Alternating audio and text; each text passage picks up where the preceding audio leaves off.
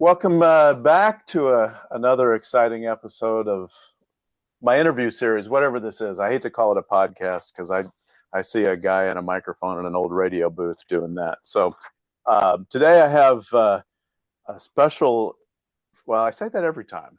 They're all special to me or I wouldn't be doing them. But I really have gotten really excited about this particular brand. It's called Pirtek USA, and everybody out there now is going, what?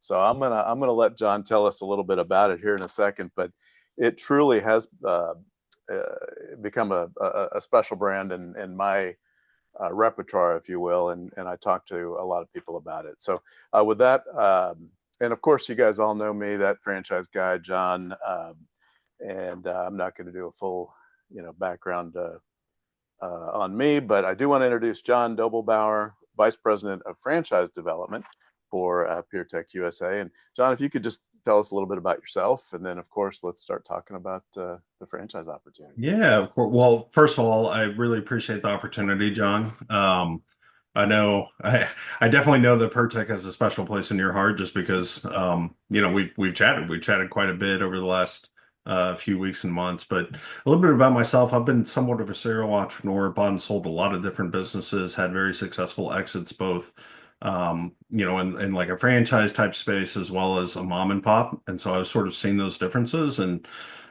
because of some of the success that I was having with business ownership, I was asked to join a franchisor, right? And they kind of put it to me pretty simply. They said, "Hey, how do you feel about putting people on the path to business ownership and giving them the guardrails and the tools that you didn't necessarily have?"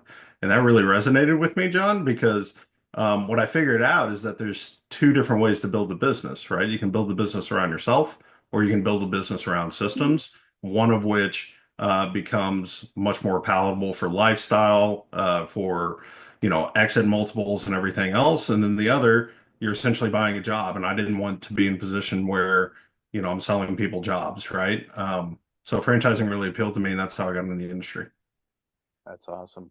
Well, I definitely appreciate you coming on as well. I don't always know who watches and pays it. It's not like I get notified every time somebody clicks on my YouTube or LinkedIn, but I did have a candidate on the phone the other day, and we're talking, and it was our getting acquainted kind of call, and he said, "Oh yeah, I've watched 10 videos or whatever the number was on your YouTube." And he's like, "Really, thank you for doing that." And I'm like, "Wow, okay, it's working, right?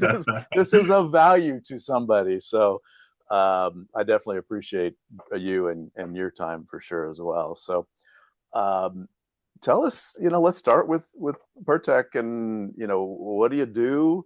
How did it get started? I know it's been around a long time, so it's for a, but it's what I would consider and sometimes describe to people as the biggest niche industry out there.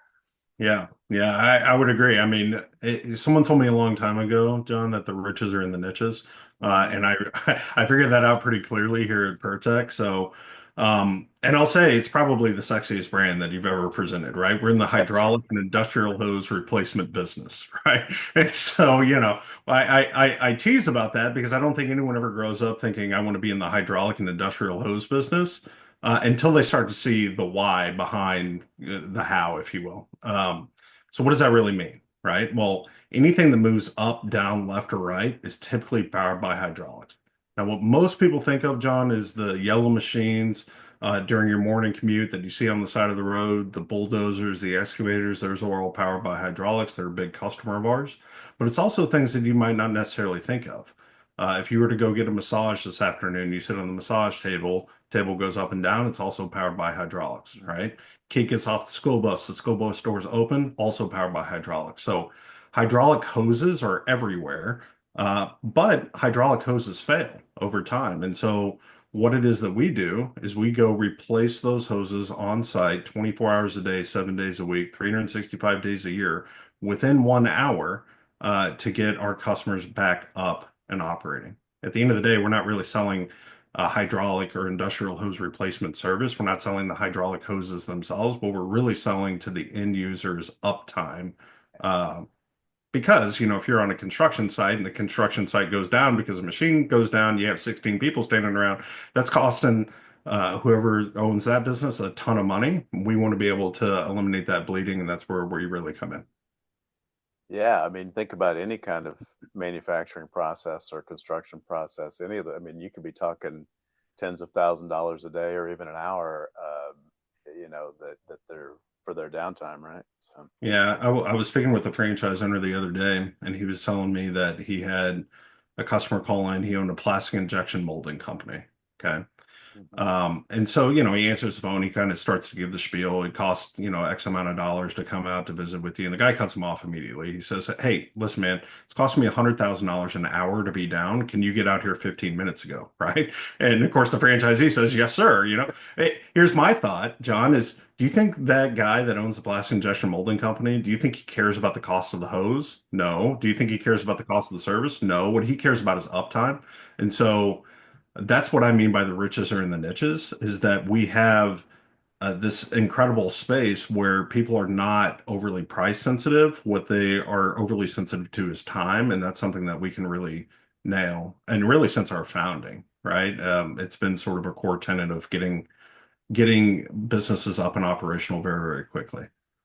And you've been around for 40-ish years and franchising for what, 25 or so? Yeah, so originally founded back in 1980 in Sydney, Australia, by a guy named Peter Duncan. Since then, we've spread to 24 different countries, have well over 600 locations worldwide, about 164, it's a moving target, right? 164 of which are here in the United States. We've been franchised in the United States since 1998. We actually still have our very first franchise owner, right, in the United States. He's been with us 20 some odd years now. He's up to 9 locations, right? So, Yeah. it's one of those things where once you're in it, you really understand it and you just continue to scale. Yeah, that's great. And I think that's always a testament to, when people ask me about what is the quality of the brand, the likelihood of success, and things like that. Well, when you hear existing franchise owners buying more locations or opening new territory, that's always a very strong sign for sure. So, um, let's talk. Well, let me just finish up kind of on the history and where you guys are perspective. So, I know that a lot of people don't know the name, don't even know the space. But you have obviously had some pretty strong growth, as we were talking about before we got started recently. What do you attribute that to? I mean, why now is Pertec all of a sudden catching people's attention maybe a little more than it used to? Yeah, well, I think we're becoming rapidly more sexy in an unsexy space. Okay. And here's what I mean by this. If you think about it, we're a recession-resistant business that supports other recession-resistant industries. And so I think as we've gone through different economic cycles, people start to understand that there's a lot of value and benefit in having sort of recession resistance. I think that's one aspect. The other thing I always say is I kind of treat Pertec like we're the oldest emerging brand out there, right? We've been franchising for a long time. We've got a lot of different, training and support and everything that you would expect from a very large franchisor, which we are. We are the largest in the space. But the reason I say that we're somewhat emerging in the sense is that we took a pretty slow path to growth. We were very strategic in the markets that we opened. Um, and we did that very intentionally as we continue to grow. Now we're on that kind of hockey stick level of growth, right? Where it's, hey, we have all the support structures on lock. We've been doing this for years. We understand all the different KPIs and the metrics of how to launch these businesses incredibly successfully. And so now we can put a little bit of fuel on the fire and really grow pretty rapidly, which is what we've seen over the last year or so. I think that's one aspect. The second aspect is just purely interest. We had over 3,000 people apply to be business owners with us last year. And obviously we're kind of like the Chick-fil-A of hydraulic hose companies. We don't accept everybody. Our acceptance rate's actually lower than that of Harvard's, right? So if you think about it, we have all these people applying. We get to cherry pick the very best people that are out there and really successfully launch those people. Because here's what I know, John, if you've already had success in whatever it is that you're doing, whether you're a business owner, you're kind of a corporate refugee, uh, anything, But if you surround already successful people with coaches and mentors and marketing and support and buying power and all these different things, they're not going to become less successful, right? They're going to become more successful. So really what I would encourage your listeners to think of is, hey, have I had success in my past? And then can I translate that into future success in a scalable way that's not necessarily built around me, but it's built around systems and support so that I can go live the lifestyle that I want to live. I think that message is coming across very clearly now.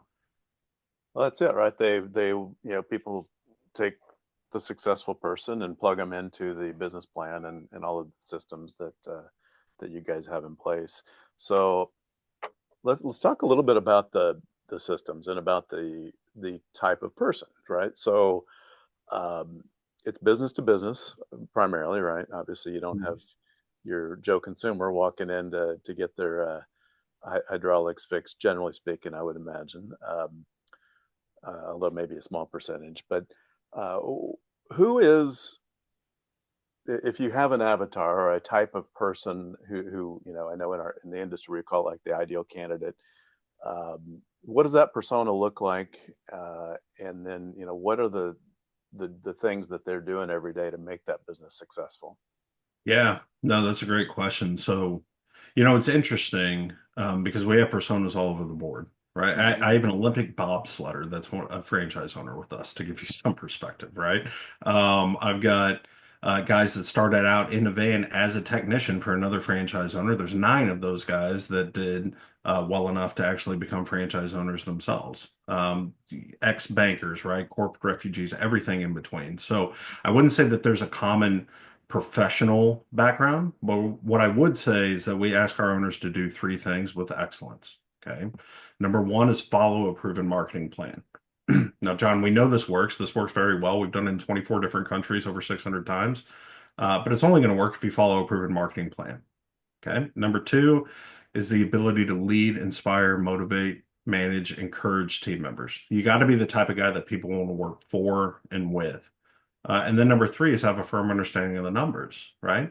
And by the way, that does not mean that you need to be a CPA or have a finance background or anything like that. It just means that you need to be coachable to the KPIs of the business. Okay. And so where Pertec really steps in is we literally give you a marketing playbook and say, hey, let's go and follow this playbook, right? We help you with management training and all these different things so that you can be the type of guy that people want to work for and with. We already are the industry that people want to work in. And certainly people that are familiar with the construction industry or the industrial industry recognize Pertec as a global leader. Um, and then that third piece, though, the KPIs, we have what we call franchise consultants, sometimes known as franchise business coaches, right?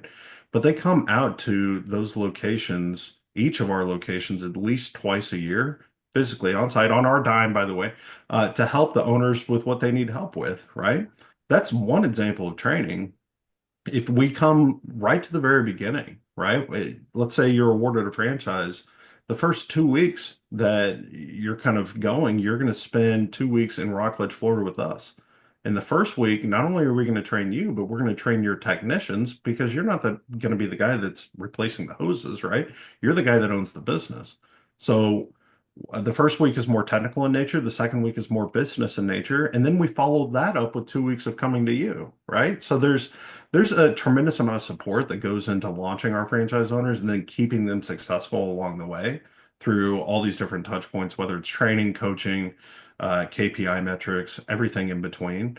I would say we're a very active franchisor, active in the sense of we don't just award you a franchise and say good luck.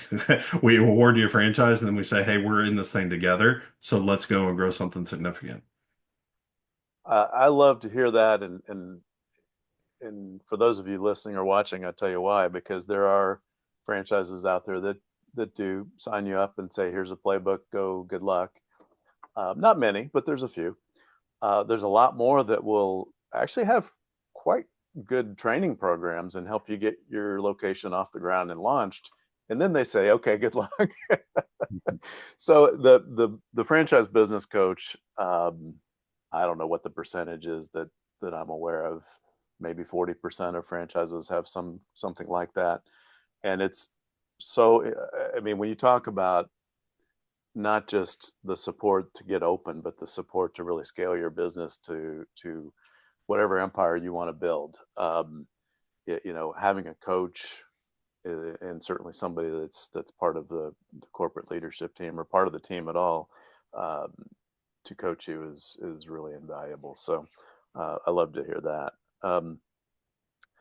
What so uh, what are the things that if there is a typical day or maybe even a typical week, what is the franchisee, and we'll say the successful franchisee, right, doing with a good part of their day or week?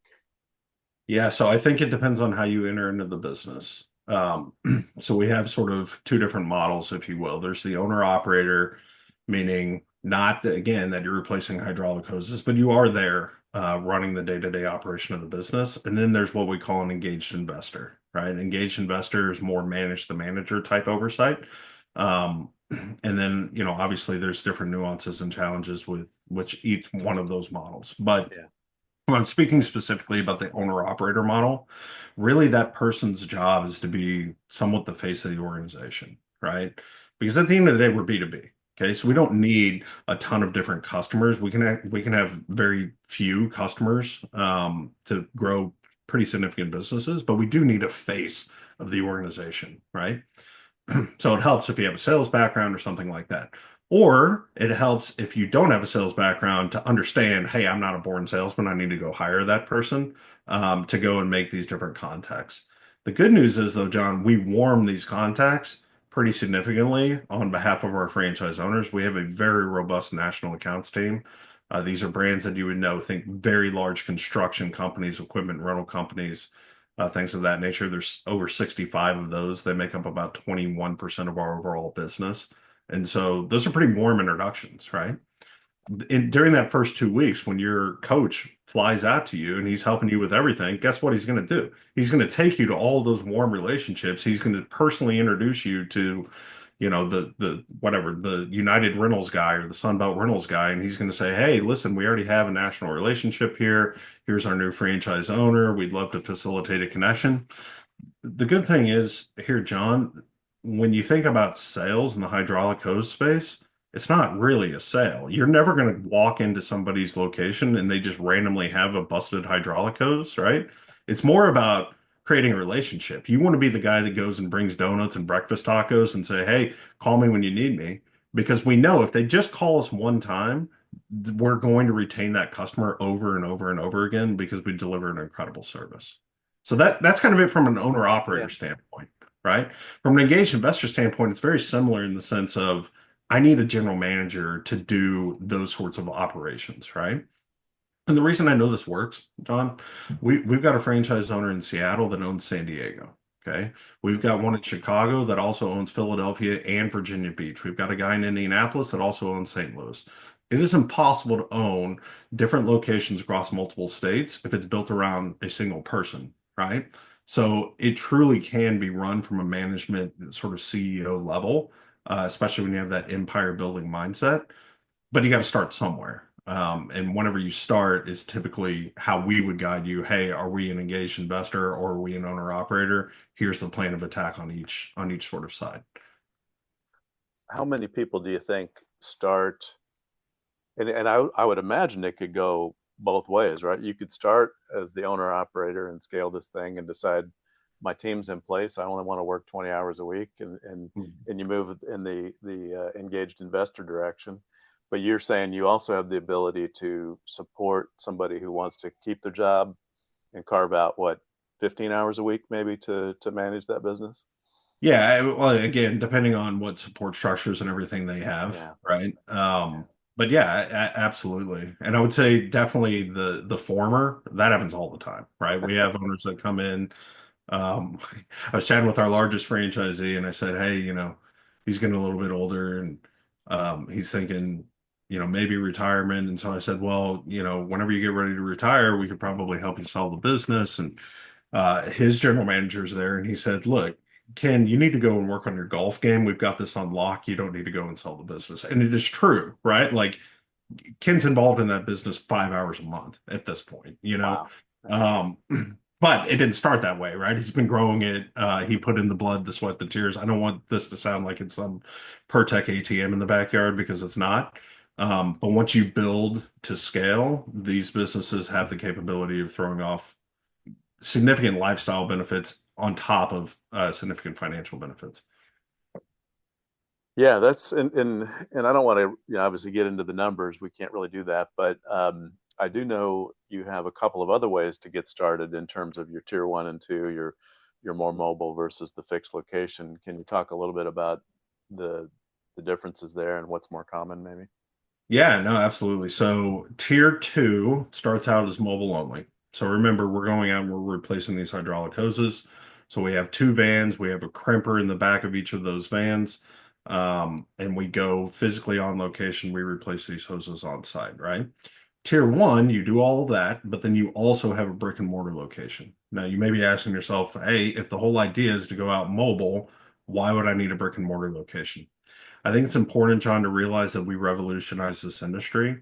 There is no such thing as mobile hydraulic hose offerings until Pertec came to town, right?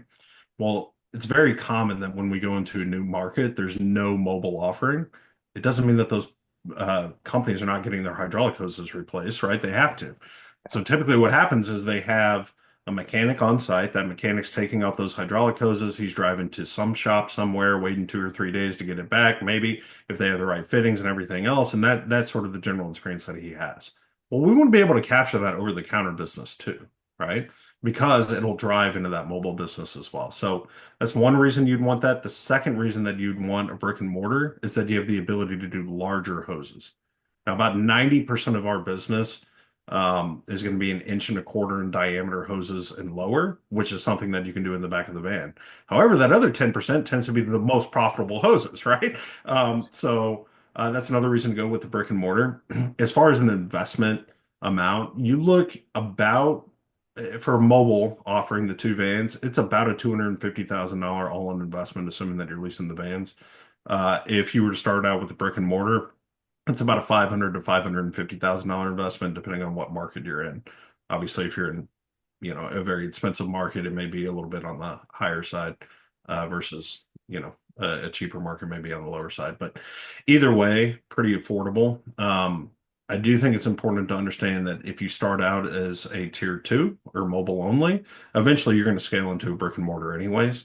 And so what we found is a lot of our franchise owners just start out with a brick and mortar, because it makes sense, right? You can drive that initial customer base, typically ramp a more significant business more quickly.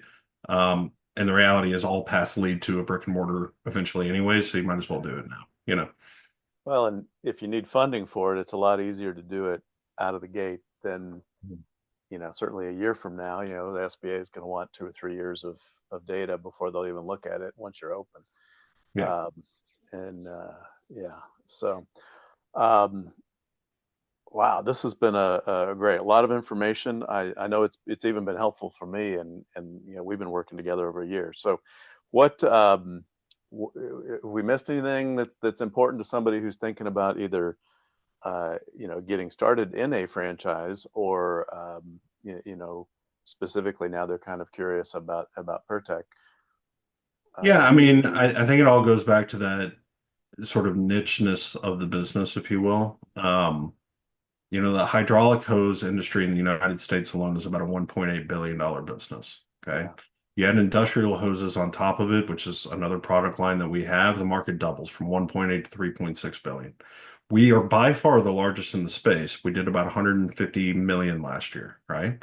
So what does that tell you about the market? It tells you that the market is highly fragmented. We're the biggest, right? We have a tiny market penetration, market saturation for the overall global market, if you will. And so to me, that means that there's a bunch of, and I say this lovingly, right? But there's a bunch of stand in the van, chuck in the truck type guys that are out there. We found that it's pretty easy to come in and compete, and that's why these businesses scale pretty aggressively. I think you pair that with the fact that we have kind of industry low royalties. Our royalties are 4%. Um, you know, that leaves a lot of meat on the bone for the franchisee.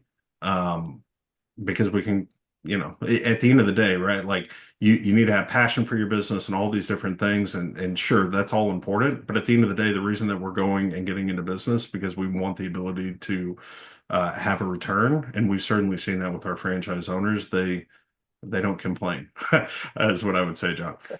Well, I love that. So if you bring up the word passion, I got to touch on that with my perspective just a little bit, because every once in a while, and maybe more often than that, I get well, I've been told to get into a business I'm passionate about. I said, well, do you want to get into business to make money, or do you want a hobby? you know, Right. I'm a big wine guy, and I get to Napa Valley, and they talk about what's the best way to start or to make a small fortune in the wine business, and it's start with a big fortune, right? Right. So wine, golf, all these things that people get passionate about.